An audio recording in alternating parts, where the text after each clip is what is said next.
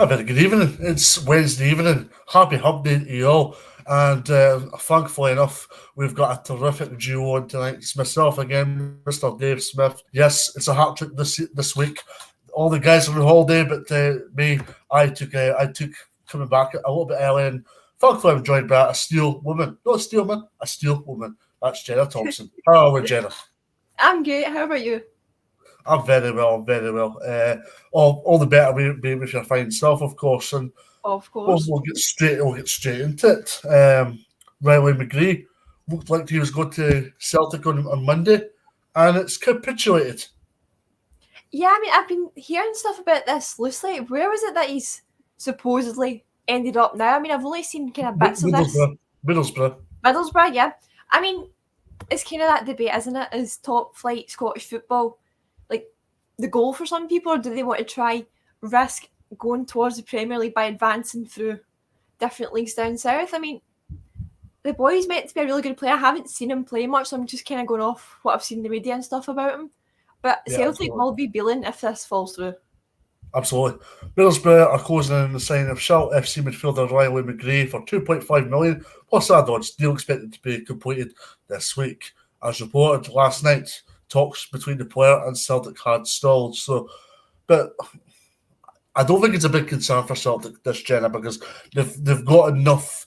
I think they've recruited very well so far this window. There's still a long way to go. Oh yeah, definitely. I mean, they've just signed those 3 Japanese players as well. I think it's quite interesting to see the innovation that Ange Postecoglou is putting into the Celtic side this season, taking players from the Japanese league. We don't really see much Japanese players in Scotland, so it's quite interesting to see what their standards of players are, the way they play, like tactics you can use for the players to maximise their potential. The more outside kind of force you can bring in, I say the better. As I alluded to there, I think Celtic have recruited very well, especially in the midfield areas, and they've got bigger priorities, I think, such as getting Jota over the line in particular. Yeah, definitely. If they can secure him, and is it Carter Vickers as well they're still after? Yeah. Yeah. Yeah, if they can get the 2 of them on permanent deals, and that is massive for them. The boys have came into the squad this season. They've been great. They're also from really strong clubs themselves originally. So I think the experience they have playing for clubs like that, and whatever levels, of course, will be really beneficial to Celtic. And again, it's this idea of bringing in players from clubs and leagues that might not be used to playing in Scotland and seeing how we can really diversify the league and all the teams involved.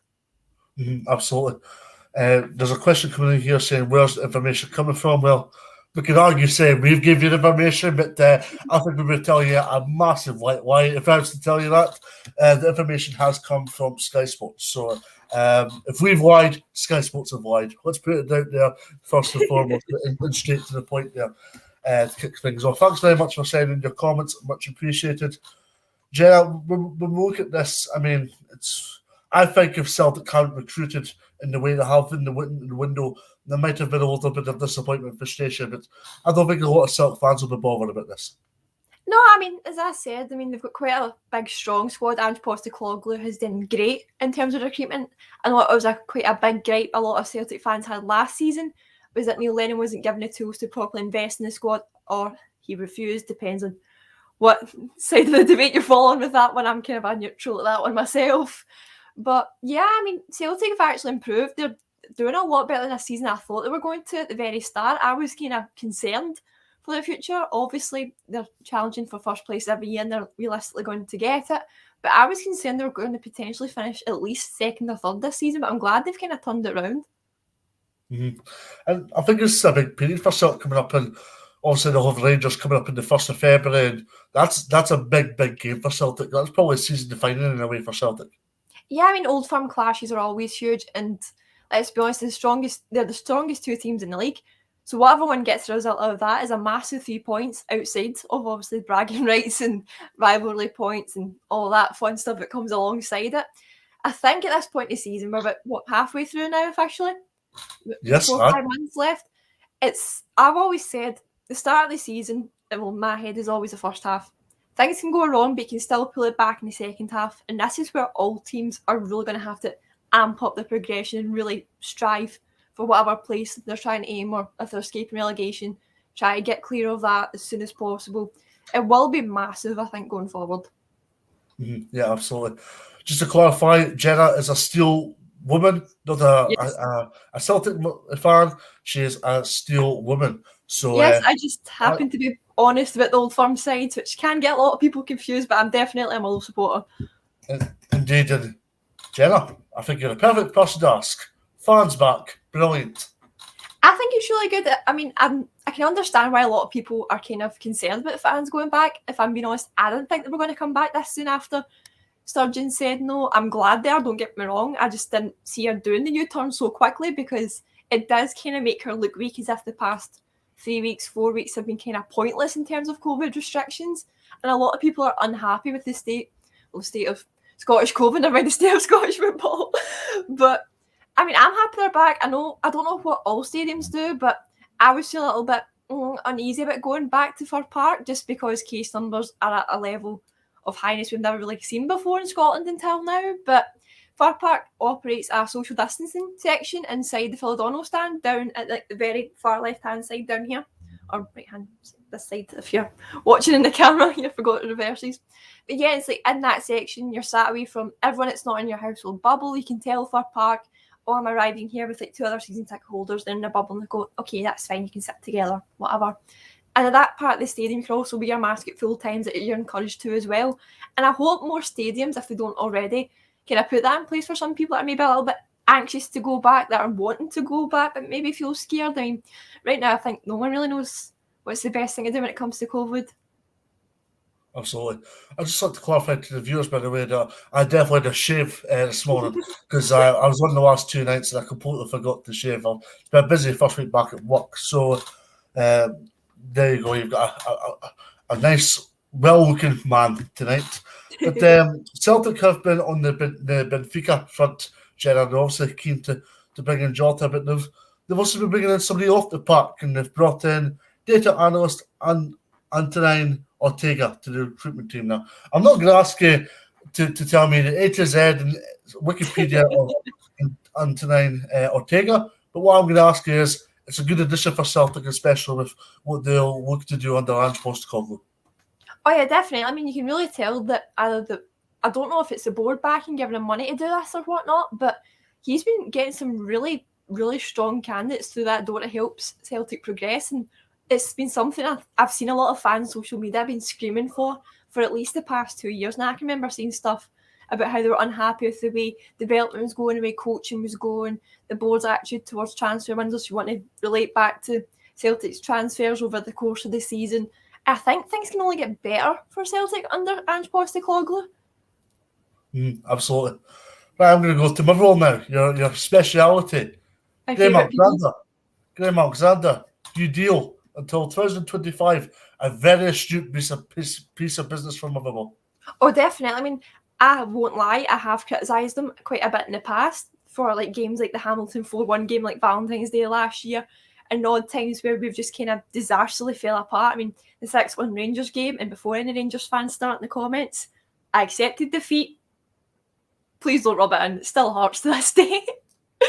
But yeah, I mean, overall, Graham Alexander's done a tremendous job of Muller. I mean, if you look at the stats about how we're the third team in the league to get the most points in the full calendar year, outside, obviously, Old Firm, we're at the top of that list. And for a team like Muller, it's got quite a small budget.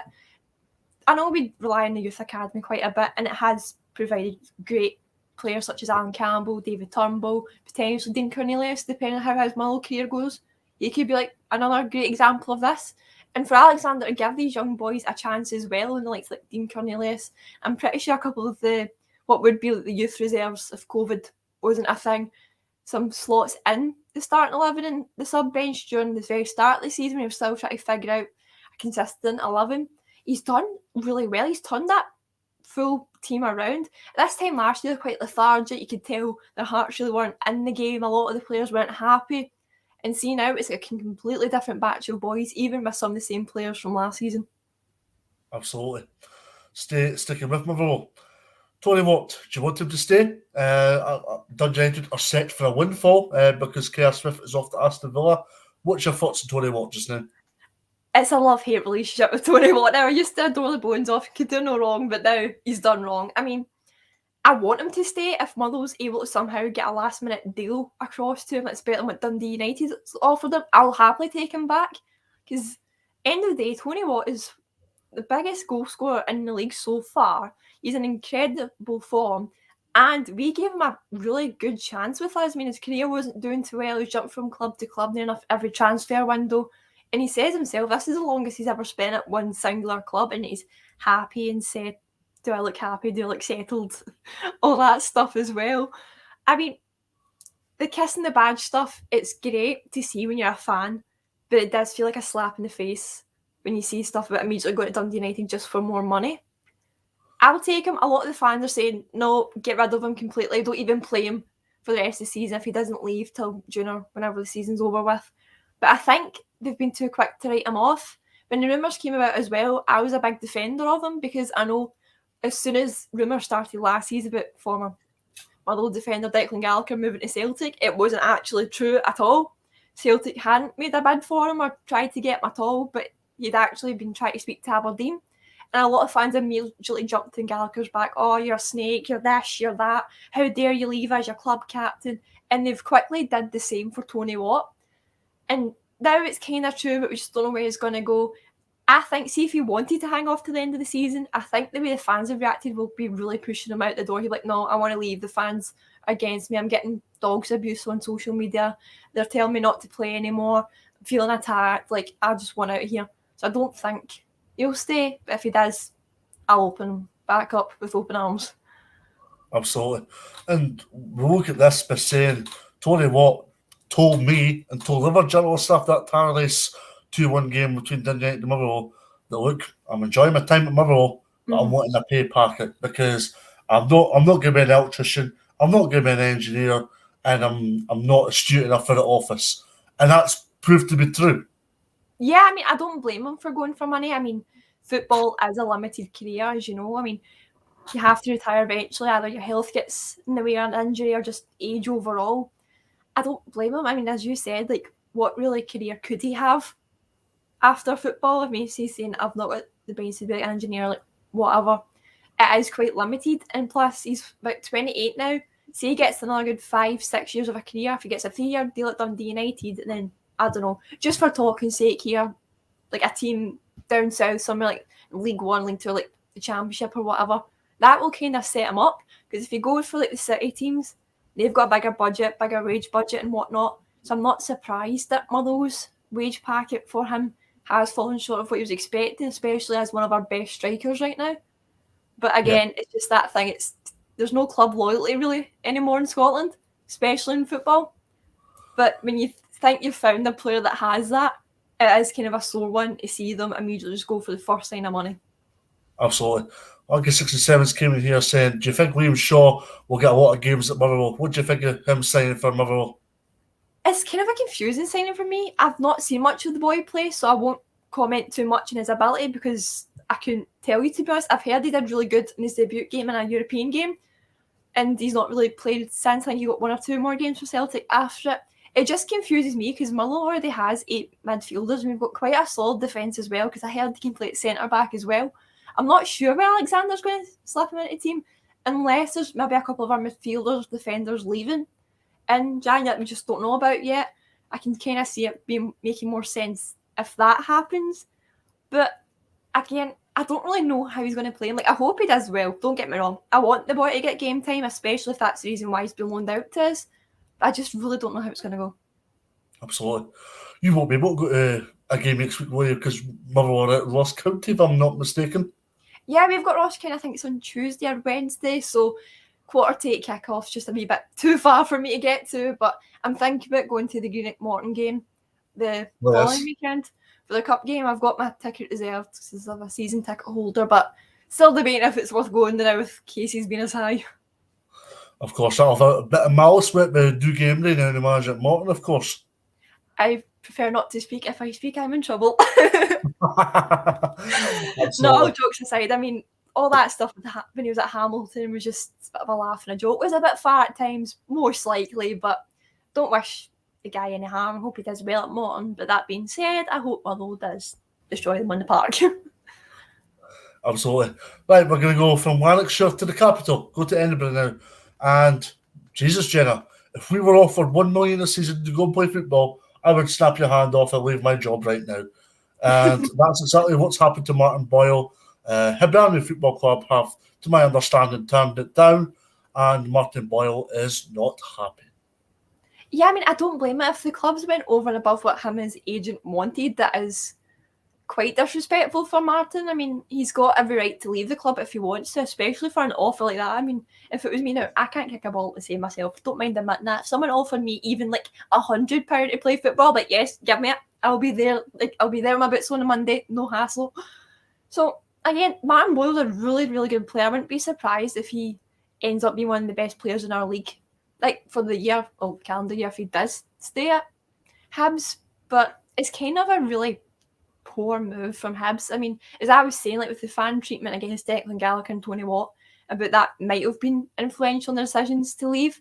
I feel as if that would be a big thing for Martin Boyle. I mean, how do you kind of repair that business relationship?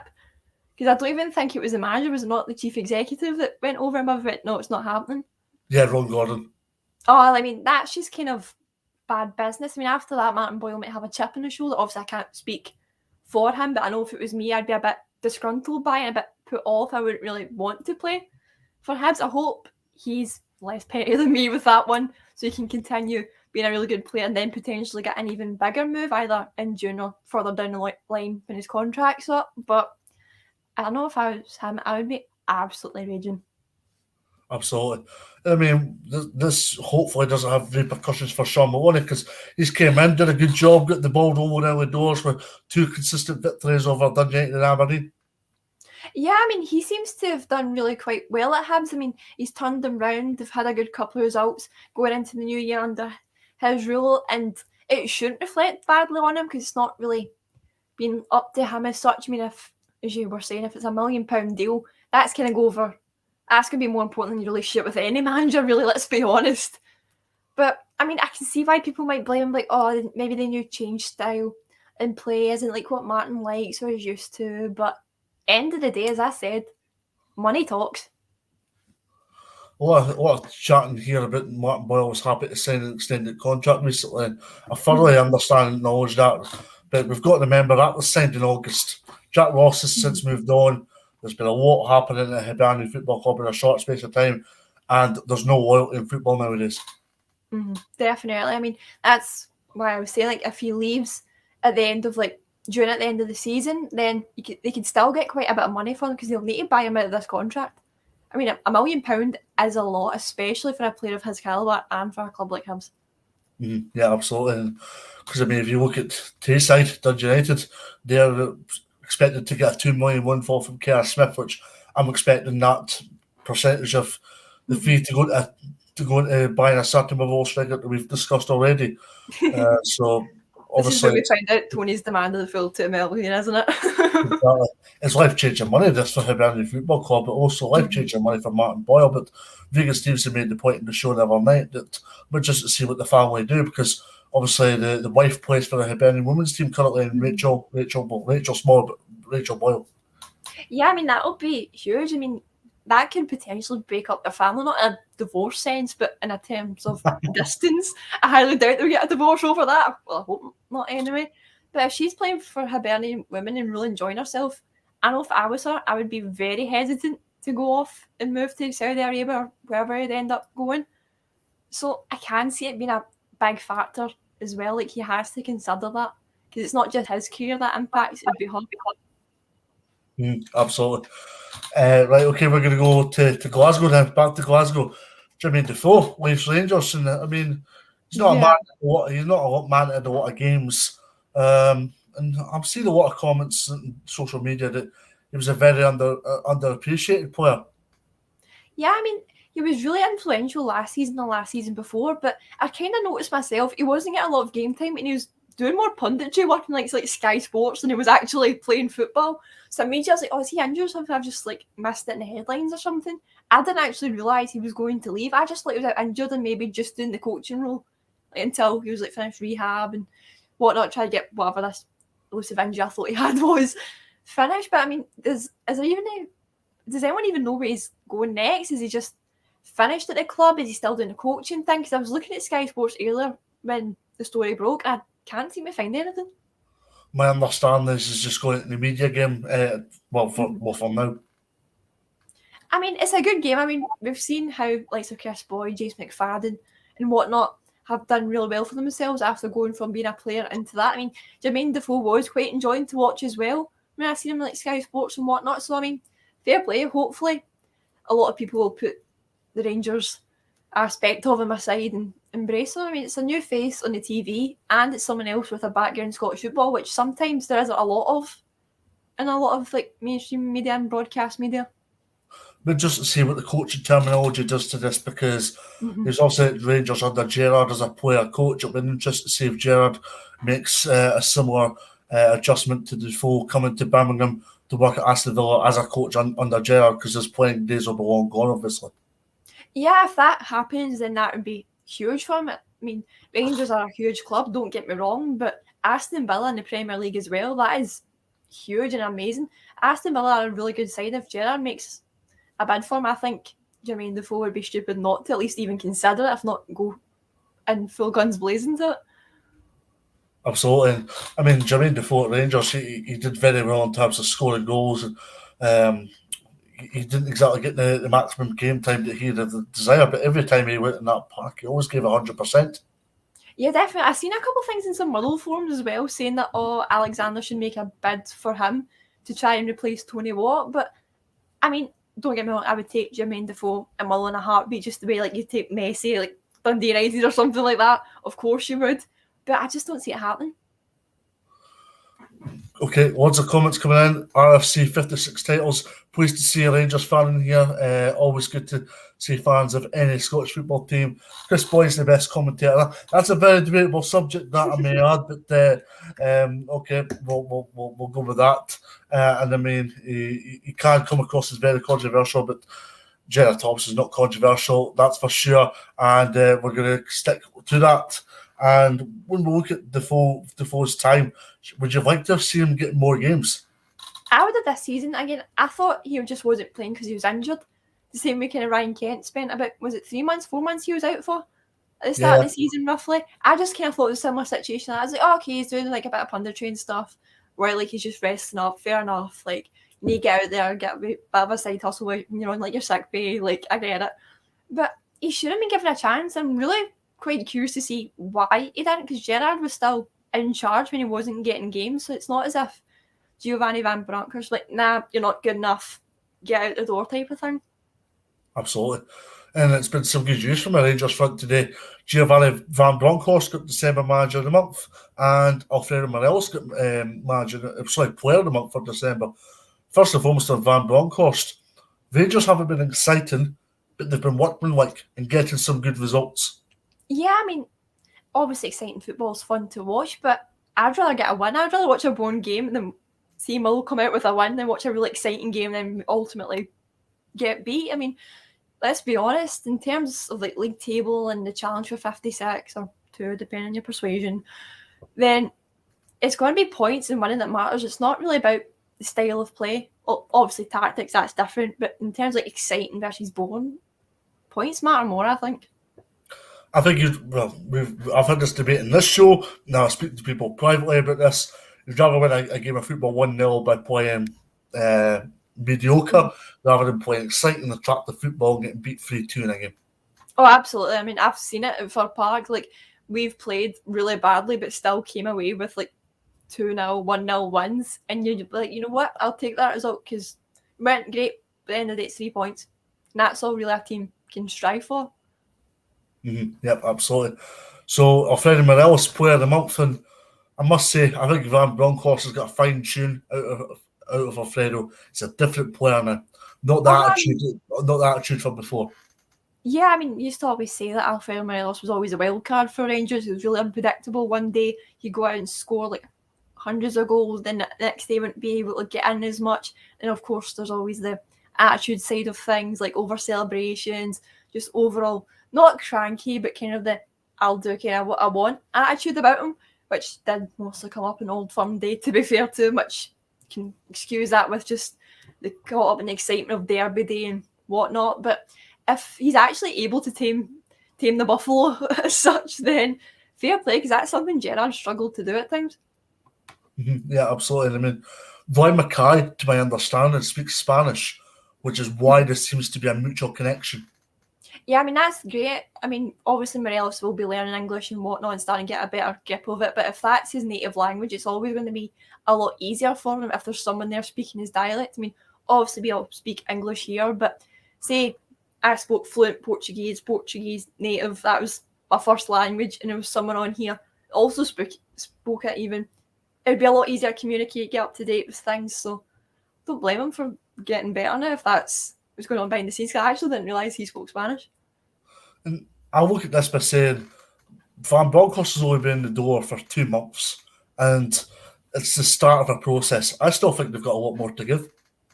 Yeah, definitely. I mean, it says quite a lot about him as well. I mean, 2 months in the job, he's already got a manager of the month. That goes to show you the progress he's making that Rangers team. They were quite strong going into this season. Obviously, they're enough undefeated in the league, if not completely undefeated. That is a huge thing to follow up. Obviously, I don't think anyone will be expecting Giovanni to follow that up next season, because that was just incredible how they managed to pull that off.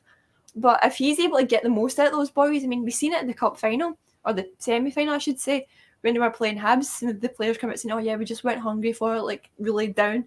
If they're able to get that attitude stomped out of them like that, then he's going to go places. I think it will be really hard to see who's going to come out between Ange and Giovanni in terms of who's getting the league title this year. Well, yeah, crossing did divide. Ange Postecoglou has recruited very well, which makes for an intriguing second half to the season. Yeah, I mean, Celtic are always a strong side. Even in like the Pipples last season, they were still quite hard to beat. I mean, speaking from experience here, I've seen Celtic and Rangers absolutely destroy Mull even during like their bad spells. So they really are the biggest teams, let's be honest. And try to take them down, especially now when they're at the top of their game. They've got new people in charge, new players getting signed, new tactics that are kind of different for Celtic and Rangers. It's kind of hard to predict for like if you're the enemy team as such. They're going to do really well. I think both sides are, and it's going to be extremely hard to call it. Yeah, absolutely. Because I look at this, and I'm going to go in an opinionated view here by saying if Celtic can get all the players that they've signed and mould them into a good nucleus, Celtic will be a different animal in the second half of the season. I mean, the first half of the season, they progressed consistently and continuously. But I think the second half of the season, if they can get it right, they'll be a different kettle of fish and will be a bigger animal. Oh yeah, I agree fully. I mean, I can't sing their praises enough for that. They have absolutely made the most of both transfer windows. That's one especially. I mean, signing 3 players off the bat, investing money. That's just something you did not see last season from Celtic, and they barely needed it then. Yeah, and I think both managers have made progression in a short space of time. Van Bronckhorst, as you rightly alluded to there, got a manager a month instantly after taking over Ibrox. And Ange Postecoglou got a cup at Celtic 6 months after taking the reins. And if you compare that to what Lennon did and what Gerrard did, Gerrard needed 3 years to win a trophy, and Neil Lennon struggled to win trophies consistently towards the end. Yeah, I mean, was it not the League Cup final for the 1920 season when that was played in 2020's December against Hearts? I mean, Hearts looked as if they were going to beat them for quite a stretch of that game, and they were playing the Championship at the time. So Yeah. I mean, Neil Lennon did well, don't get me wrong, but I just don't think he got enough out of the boys, or either the boys weren't getting enough out of him, if that kind of makes sense. As much as a manager manages the team can also influence the manager as well. If you've got boys just can't be bothered playing or whatever, that will reflect in the way you manage them as well. Absolutely. Yeah, I think both sides have got some big games coming up. Rangers go to Pittodrie next week, and then Hearts go to Tynecastle fortnight tonight. Some big games in there. Oh yeah, definitely. It's always quite interesting to see how the different city teams play out. I know obviously Milan a big team, as much as I hate to admit at times, but it's always interesting because with those players and those teams, you get a completely different calibers, different levels of skills there. You can look and like, oh, he'll be a real challenge for that defender, or oh, that midfielder, he could go either way. He could be playing more directly up front, or oh, he might drop back and be a bit more defensive. Like things like that is really enjoying to watch, especially if it's teams that you don't really get to see much often. Either they don't play your team as much or they're not on TV as much. I'm hoping some of these games are getting broadcasted, but I don't think they are. Correct me if I'm wrong. Absolutely. Just to clarify, the lady to my left is indeed Jenna. There was somebody asking. So she is Jenna, and she's from Motherwell, so she's a Motherwell fan. Indeed. Right, away from Glasgow, we're off to Ayrshire. Dick McGree took over at Kilmarnock last week, and already he's in for Kyle Lafferty. And there was also a suggestion he was in for Sam Cosgrove, but I'm led to believe the latter was just utter nonsense. Yeah, I mean, I haven't heard much about the Sam Cosgrove one, so I won't say much about it just in case I get any of it wrong. But with Kyle Lafferty returning, I was able to see Kyle. I didn't see much of Kyle last season, but one of the games I did see was their 3-2 powerhouse game against St Mirren, like the second last game of the season. And from that game, I was like, no, Kyle Lafferty's still at the top of his game, which I was quite surprised, but he's been playing for like a good couple of years. I thought, oh, maybe he'll be slowing down a bit now. But with the whole fallout, when Kilmarnock obviously got relegated, with his arguments with Tommy Wright about wages and whatnot, I'm not going to lie, I think the Kilmarnock board, more so than Darren McInnes, would be absolutely daft to bring him back just because of his reaction as soon as they got demoted. He was like, no, I'm too good. I need a better wage packet, despite kind of being aware of the situation. If you're a championship team, you're not going to be offering as much different if you're unlucky like Hearts did, where you've got quite a big amount of finances before you get demoted. Whereas Kilmarnock, not so much. They're kind of got the same issue as Mull. It's like they're a smaller team with a smaller budget because they don't have that city influence, if you get me. So that's why I think they'd be daft to bring him back. But I can understand why they want him back. He is a terrific player and he would be a huge advantage, especially if they're going to try and push for a playoff position, if not top of the league. But I don't know. I just find it weird. I think he'd be unappreciated, not be appreciated at all. Beg your pardon if Kilmarnock did bring him back or Dick McInnes, brought him back. Yeah, I mean, this isn't even anything against Dick McInnes. I can perfectly see why he's dying to bring him back. He is an amazing player. But again, from the board perspective, they'd be like, we cashed you away before, now you come crawling back. Why did no one else want you? You're not as good as you thought you were. Like, kind of that attitude. And against like Martin Boyle at Hibs, if the board goes against you in your decision, it's going to be hard to make up a working relationship with them. Dick McInnes back at Rugby Park, I think he's a man under pressure immediately because he'll have to go and guide Kilmarnock back to the Premier League at the first time of asking. Oh yeah, definitely. I mean, at first, I immediately thought Kilmarnock was going to go down and go straight back up. They were in the Premiership for quite a few years. I believe it was not at least like 15, if not more, 15 to 20, roughly, I think they were in there for. Yeah, it was a long time. Oh, so it's quite sad that they went down. I was hoping they wouldn't go down, but obviously it happens. Dundee came up, which is obviously great for them. It gives a bit more derbies and whatnot for our league, but in terms of the Championship, I think they do kind of deserve to be in the Premiership. It would obviously be better if it didn't have a plastic pitch, but I digress with that one. And I mean, when we look at Kilmarnock, they've got a good team, but I think they needed a striker to come in because Kilmarnock have been playing some good stuff, but inconsistent because they couldn't get a player to put the ball in the back of the net. Yeah, definitely. And as I was saying, I watched the 3-2 powerhouse game against St Mirren, even their report in the game. Kyle Lafferty put one of the hardest graphs in I've ever seen from any players that night. And I was honestly quite impressed. I could not sing his praises enough after that game. He is someone Kilmarnock needs and should have kept, but I can understand why they didn't with the breakdown of conversations and wage packets and whatnot. And I mean, I think Kilmarnock are a different kettle of fish now compared to where they were at last May when they beat Dundee in the Premiership playoffs. Yeah, I mean, at that point, you immediately assume the worst of your team, like, oh no, we've been relegated, oh, it's going to be hard. You immediately go down that kind of rabbit hole of panic, whereas now they're quite strong. They've always been around about the top four, I'm sure. I'm pretty sure last time I checked, they were like third or fourth. So if they continue that and then push for that playoff spot, because the Championship's really tight this year, I've actually been quite impressed. I've seen, because I've been at Hamilton reporting quite a few times, and even they've been able to escape from the bottom up to 6. And if they get 3 more bad games, they could fall down. So Kilmarnock really need a goal scorer just to get them that few crucial points to just separate themselves from top 3, from bottom 3. Absolutely. Lots of engaging comments in the comment section tonight. Just to clarify, me and Jenna do indeed have cheese and wine tonight. And we're going to continue on Kyle Lafferty by saying that if Kyle Lafferty does come in, there would be a pressure upon him as well because he'd have Oh, yeah. to hit the ground running immediately.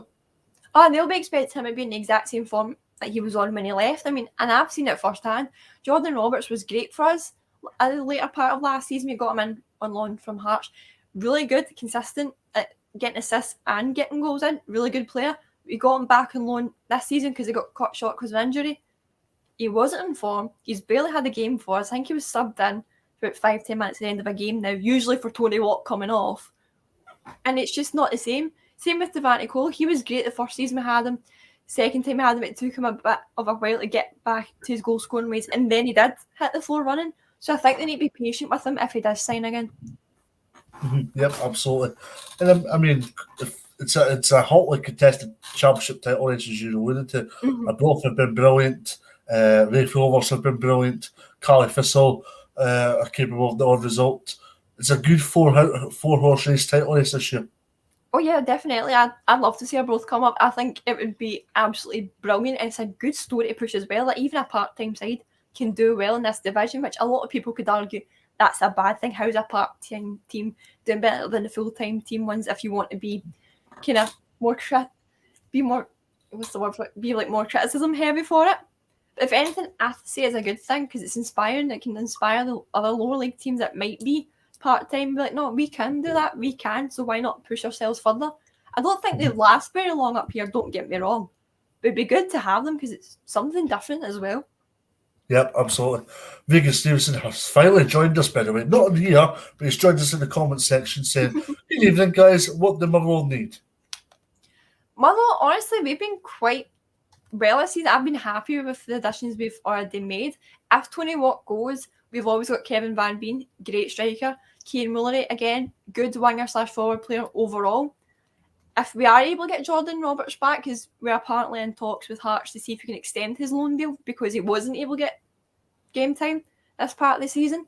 If we can get all three of them, and to be honest, I can see us trying to make a bid for Jordan Roberts just overall in a proper permanent deal, just with the amount of times we've had him on loan, we're trying to fight to keep him and stuff. If we can get all three of them working together, I think that'd be really strong for us, and it would be able to replace Watt. Yeah, absolutely. If Watt goes, who's your replacement? Zach Grodin? I mean, I'd be happy to just play Kevin Van Veen, to be honest. I've been singing his praises all season. I think he is the stronger striker. I'm trying to argue in my head now, like try to think of like specific games I've seen them play because I've not seen all their games this season, unfortunately. But I think Kevin Van Veen is honestly the best answer because we've already got him, so it saves money for our already very tight budget. Absolutely. Right, next up, we're going to go to... No, we'll stay in Kilmarnock, actually. We'll stay in Kilmarnock. On the Kilmarnock front, it's probably... Do you look at this by saying it's a potential Steve Clark scenario here? If Derek McInnes can go and do well, it's a potentially go win the league and then try and push for European football like Steve Clark did. Yeah, I mean, definitely. There's nothing to say that it can't be done. Give it. A lot of things I've noticed, especially up here, is that people are quite quick to go off the handle at managers. Football's the only job I know where staff members as such, or players in this case, can do bad, but it's the manager that gets in trouble for it and not the staff members or players in this case. And I think that says quite a lot about us as Scots. We're quite an impatient group of people. I mean, he needs to be given time to actually get results, get players in, and completely remould the team from Tommy Wright's group of boys. Mm-hmm. Yep, absolutely. So, looking at next week, obviously we've got a full card of games next week. From a Motherwell persuasion, you're away to Ross County, and you're looking at that by saying, let's try and get 3 points here and maintain the fine football we played in 2021. Yeah, Dingwall's always a good place to go for an away day. Motherwell have got some pretty good results up there. We've been kind of inconsistent against Ross County though. I mean, one of our best results ever was Boxing Day 2019. I'll never forget the scenes after that game and the poor French YouTuber getting kicked out of Dingwall. But obviously, if you remember that, yeah, true good people in my eyes. But yeah, I mean, Ross County are a good side. A lot of people kind of write them off as, they're always like bottom 5, like the relegation candidates almost every year. It'll be a walk in the park, but if they go into that game ready for a fight, they will cause some serious problems tomorrow. Absolutely. Right, transfer talk, just to finish things off. We've still got 21 minutes to go, but Dundee have been busy, and at 3 o'clock this afternoon, we got our transfer emoji sign, and I went to myself and went, I've not seen that from Dundee Football Club for a long time. That's how desperate Dundee Football Club have gotten. They signed Jay Chapman, who played for Phil Neville at Inter Miami, Jenna.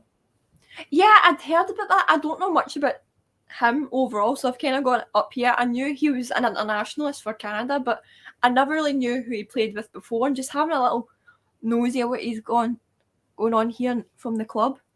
He seems to be quite a promising signing, potentially. I think it could go either way. I mean, he is quite young, relatively, is he? He's 28. Oh, well, this is bloody talking about him at 21. I can see what you mean by how they were desperate then. He's a player that has been playing in the Inter Miami team, has been playing under Phil Neville, and he's a player that Dundee have been looking at as a potential player alongside Charlie Adam and Sean Barron and John McGree. And I think Dundee have been. I think this adds to the Dundee midfield because Dundee are pretty strong in the midfield area currently.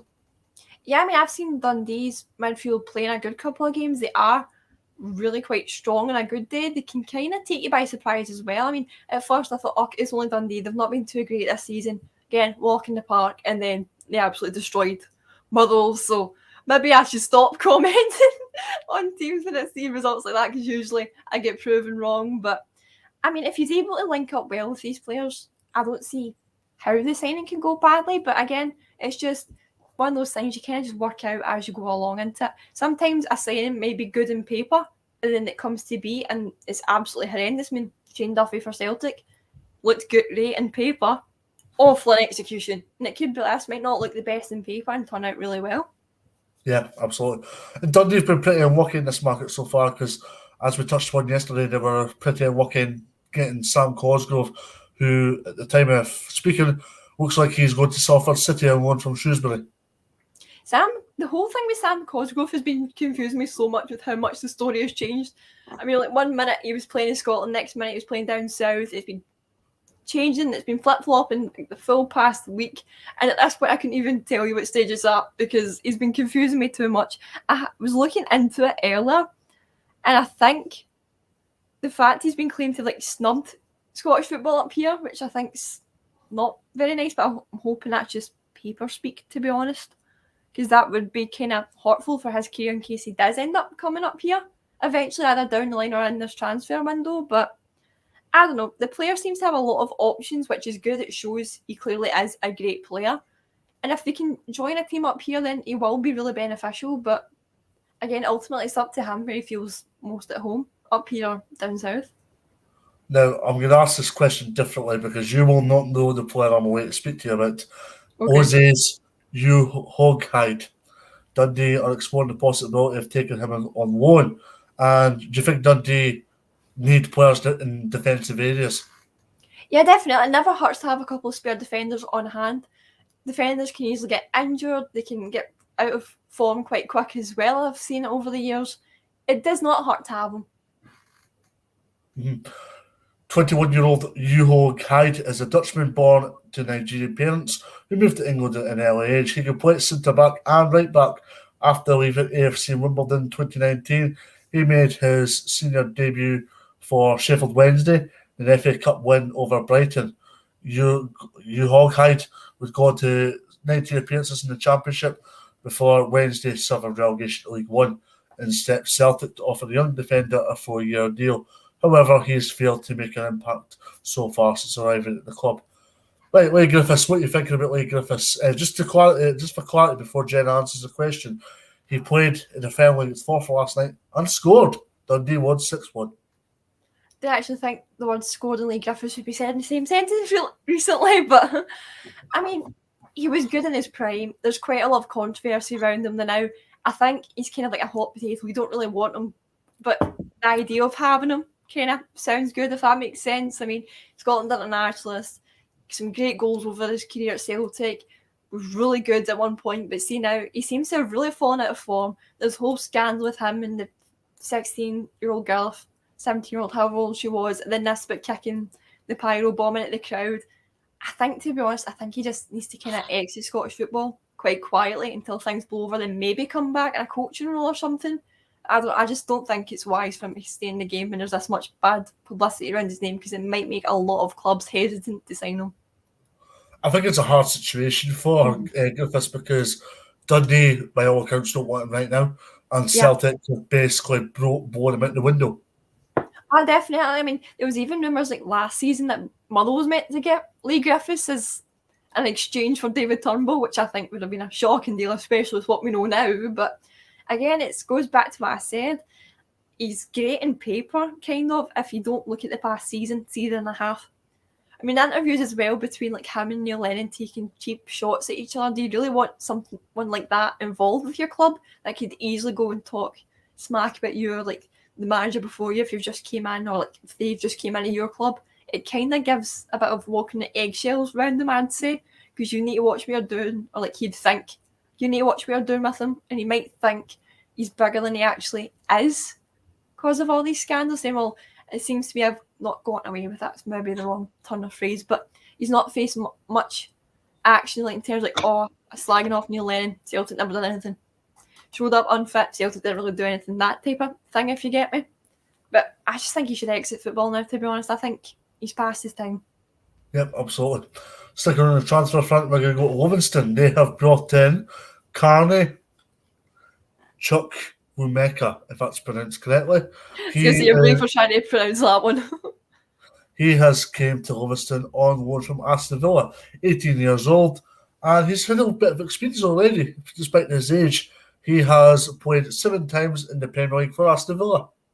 Yeah, I mean, I was looking up on him today because I knew that would be a massive one we'd have to talk about, especially from the likes of Aston Villa to Livingston. Like, it might sound very backwards to those that might not be too much like in the know about it, but he seems like a really good side. I mean, his age, you could argue, might go against him because it's a young player. Playing young players is always a bit of a gamble, but if he's got Premier League experience, I mean, you don't just play 7 games in the Premier League just for the hell of it. Clearly, your manager's got a lot of faith in you and your ability to hold your own against all these amazing world-class players. I think this is really, really positive for Livingston.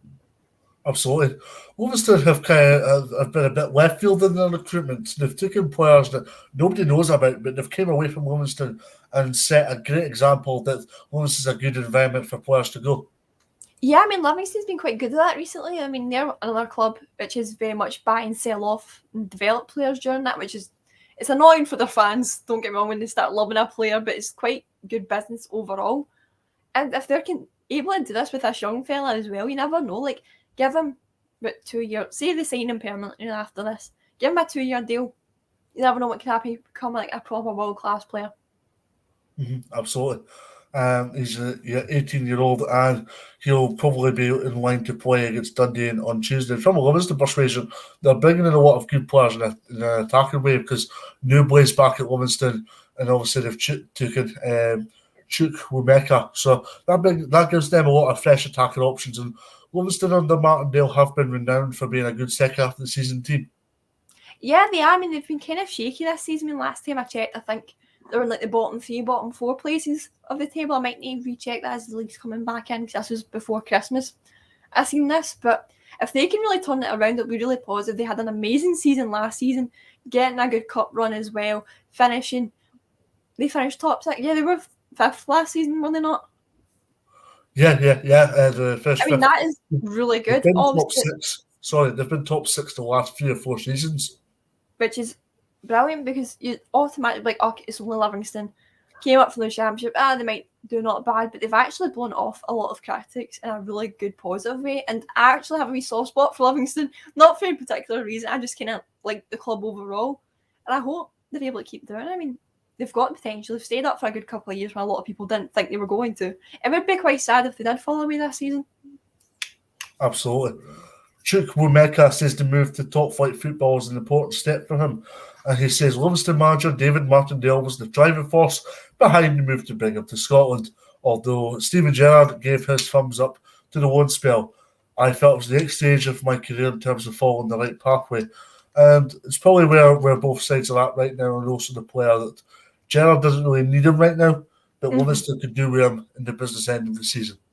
Yeah, I mean, definitely. I mean, it's really good that it was Gerard that gave, obviously, this young man a chance. I mean, Gerard obviously knows up here quite well. He'll probably know how different teams are stacking up through managerial tactics and whatnot, what formations you'll play against teams. So that could be another reason behind him wanting the guy to play for Livingston. Maybe they've seen how Livingston's played, but you know what? If they're wanting a bid for this young man, that could actually work out really well for them, and gives one of our younger boys more experience as well.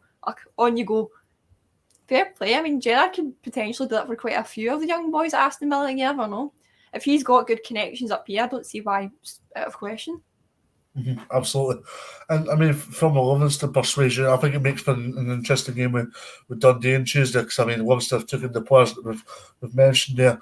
I think the Lee Griffiths situation will be a little bit interesting, considering he played for Dundee last night and scored against Forfar. Because I think if I'm James McPake, if I'm wiping Lee Griffiths out altogether, why play him in a friendly against Forfar Fleck a week before games go back? Yeah, I mean, it's really confusing. Like, as I was saying, someone that thinks Lee Griffiths should just kind of quietly exit out the back door from the league. But as you were saying, like, if he plays him in a game against Forfar and he scores, like, it would make you maybe consider keeping him around till the end of the loan deal, or maybe try like pawn him off at the later stages of it, say like in like 3 months' time or whatever, as soon as like they can, kind of thing. But it really is just really confusing and hard to tell. I mean, one day Griffiths can be an absolute brilliant striker, next day he's absolute mince. There's like really no in between for him. I think it's a stick or twist question right now with Griffiths. Yeah, definitely. It's very, very hard to tell how it's going to end up.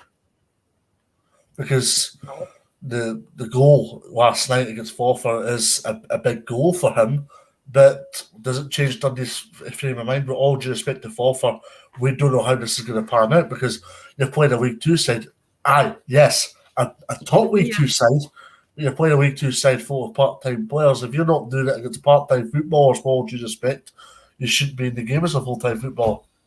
Yeah, but again, to play devil's advocate here, Motherwell was absolutely destroyed by Airdrie, and they were like a League One side, and they've not been promoted for quite a good while. So I mean, it can happen. Lower league sides can prove like things like that wrong, just to be annoying, play devil's advocate with that one, of course. But I mean, as you're saying, at the same time, if you're playing against a League Two side, which is primarily part time, you kind of need to score. Let's be honest. Absolutely. Right, we're going to finish off with the Riley McGree story. Obviously, it's looking like he is off to Middlesbrough. I'm looking at players that could potentially come in here, and Ange Postecoglou is pretty much proactive in terms of going over to the other side, going across Europe, looking for players. He doesn't really have a Scottish connection as such. One player that could be linked is Albert Gudmundsson, 24-year-old. Iceland international, is a player that is out of contract this year, and a player that did well when he played at Celtic Park earlier in the season. If they're able to get him again, that's another good backup to have. Obviously, every signing you make doesn't need to be a first team starter immediately going to be groundbreaking. Sometimes it is just good to have people that have that ability on standby as well. Ange Postecoglou has made a lot of really good signings, and I'm quite interested to see if the starting 11 or even like his team formation is going to change into the new year. Yeah, absolutely. I mean, Celtic, I think they've got a good nucleus at the moment, and there may be one or two players short in terms of specific areas, but in terms of Postecoglou, he's strengthening the correct areas, and that's all you can ask. Oh yeah, definitely. I mean, as I've been saying through this whole thing, that was one of Celtic's biggest criticisms, was that in terms of recruitment, they were just not getting it right at all. I mean, obviously they got it quite well with David Turnbull, and that's not the Clark Amber goggles, I promise. But he's actually been able to go in, revitalise the boys, get them all riled up, ready to play, and he's bringing in new faces that automatically from the get-go have got that attitude of, let's go out, let's play well more at the point, and get 3 points whenever we can, basically. I'd just like to clarify that our man Regan Stevenson has been very quiet tonight, because Regan Stevenson at bang on 6 o'clock put on Twitter that Christopher Julian got some game time in a behind closed doors match today, which is exciting to see. Yeah, I mean, I was quite surprised that they didn't try to keep Julian at the end of the season last season, but I mean, fair enough, the boy was quite a good player, but I'm assuming at that time, what was his name again? What was the interim manager when Lennon left? It's going to annoy me. Is it Starfelt? Who? Starfelt. Was he the interim manager? Yeah. Oh no, beg your pardon. No, sorry. That's okay. It's okay. Sorry, I'm getting this horribly wrong. Interim manager was John Kennedy. Beg your pardon. So I misunderstood what you said there. Sorry. I'm assuming it must have been between him and the board that made that decision for Julian, since obviously Ange didn't come into play till about August, late July-ish. But it did seem kind of bizarre. I mean, the boy was quite good. He caused quite a lot of problems for enemy teams. So, I mean, fair enough. If he's able to continue his career, it doesn't really matter so much. So Celtic debacle with him ending. But fair play to the boy. That's kind of how I see it. If Julian's back and playing, I'm interested to see what this means for Starfelt, because there's been a lot of criticism about him of late, and Carter Vickers and Julian have the capabilities of building up a really good relationship at the back for Celtic. Yeah, definitely. I mean, Celtic's defence has been quite topsy-turvy at times, you could argue. So if they're able to make a really good partnership, then that'll be massive for them. Mm-hmm. And more news in Celtic. Stuart McLaren has joined Celtic's academy as the under-18s manager, and he's been involved in the Scotland setup. So Celtic have been going a mixture of being proactive, but also being left field with their appointments off the park. Yeah, I mean, it's been quite a big day for them. If they've just announced that same of the under-18s managers with this data analyst, then they're clearly saying, look, that's his areas that a lot of people point out we really need to make improvements on. We can't put it off any longer. We need to invest the money, and this is the right way to do it. Well, hopefully the right way that we'll see that, I suppose, in the coming months. It's hard to tell now, obviously, but fair play. I mean, they're finally listening to the fans and what they've been protesting and shouting about for the past year almost, if not longer than that. Because I'm experiencing a better level of transparency with Celtic Football Club. We're also getting fan media conferences now, which is Celtic State of Mind are obviously represented on a regular basis. They've obviously the board have heard loud and clear that Bernard Higgins was very much not welcome at Celtic Football Club. Mm-hmm. Also, they've been bringing in appointments that have been different appointments, but attractive and exciting appointments. Yeah, definitely. It is a really good time to be a Celtic fan. Things are finally improving for them. And I hope for the fans' sake, especially, that it continues, because the way the club was run wasn't the best. The lack of transparency was quite awful to see. I mean, I always thought sometimes maybe when Motherwell made a bad decision, they weren't thinking of us. But in comparison, like, thank God we didn't have Celtic's way of running things. Well, last season, Celtic's way of running things, I should clarify. Because this year they seem to have turned it around, and honestly, good on them. It's about time. Do you think Celtic will get a bit of impetus now, because they've been very busy over the 3-week period? Yeah, I think they finally realised, as I was saying kind of earlier, like, right, we can't keep ignoring our problems anymore. This is what Barley needs fixed. This is what the fans also think needs fixed. How can we go about this in the most efficient way possible? And I think they're finally putting their money where their mouth is as well. Mm-hmm, absolutely. And not just from Celtic and Rangers' point of view, but I mean, out with as well. I think it makes for an intriguing second half to the Cinch Premiership campaign. Oh, definitely. I mean, I'm finding it impossible to try and tell who's going to finish the season. Is Rangers going to get 56? Is Celtic going to rob it back off them? I debate it every day almost when I check match scores and whatnot, and I'm still never able to find an answer for either or that I'm comfortable with and like dead certain on. And I'm actually quite interested to see what happens. I mean, I know I always say I try to be neutral in Old Firm things just because it's not really my place to get involved or whatnot, but I do always find it interesting watching this part of the season just to see who comes out on top. Absolutely. Fantastic show. Thank you very much. We've still got a minute and a half to go, so a few more questions for you, and then obviously you can go and calm down, because we've heated up 200 gas an hour just because we need to get our hot. Not as hot as a chicken, but we need to get our hot just because we had a lot to cover in that space of an hour. But in terms of overall, is European football the ultimate objective from a Steelman persuasion? Definitely. If I've always said I'd take a European run over a cup run any day.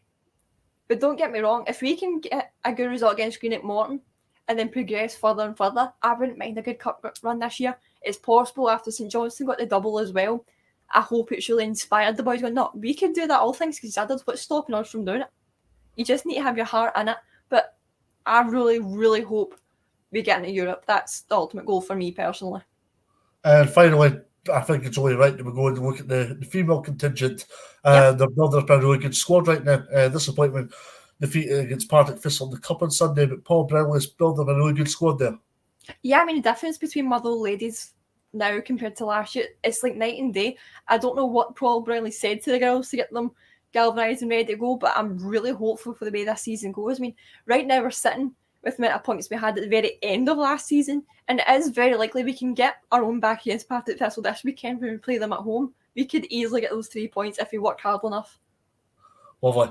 That's an hour. Thank you very much to everybody. That Emma Dale is just a way to come on. So me and Jen are going to finish, have our steak, and enjoy our Wednesday nights. And happy Hub Day first to finish things off. Back tomorrow night. I'm not on. I don't think Jenna's on, but you'll get some of the clan back tomorrow night too, who'll be fresh and ready to go from the holiday. So for me and Jenna, thanks very much, and have a good Wednesday night.